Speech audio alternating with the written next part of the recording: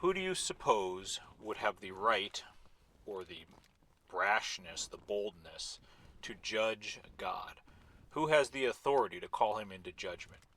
We have the book of Job where Job himself kind of said, "Hey God, I'm right and he didn't use these exact words, but I'm calling you out."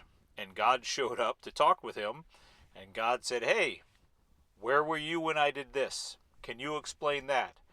What about this? What about that?" Basically, he called Job out on the carpet and said, "Job, there's a whole lot you don't know about the world and about judgment and about life." And Job said, "I'm putting my hand over my mouth because I know you are God and you know a lot more than I do."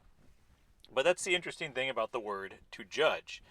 To judge could be, I'm going to pronounce a judgment on someone, like you're wrong and you should be punished for it because I think I'm the right one and I have the authority. And it also can mean to evaluate and assess something. Like you could judge an apple pie. You could say that apple pie was really tasty. I deemed this apple pie good and I want to eat it.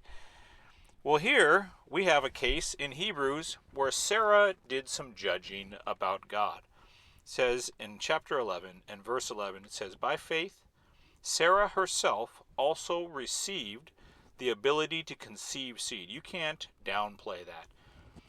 Sarah received the ability to receive seed. She was recorded there for receiving the ability to bear a child. That's not a small thing. That was faith, and that was a key, like an apex, a turning point for the plan of God in the earth. She received the ability to conceive seed, and she bore a child when she was past the age. Why? Because she judged him faithful who had promised. Now, if you're going to be judging God, that's the way to judge him. You say, "God, I've evaluated all the evidences and all the claims about you in life. I judge you faithful. Whatever you say, I judge that I believe you will bring it to pass. I judge you faithful and true. You are always good." Amen. Be blessed.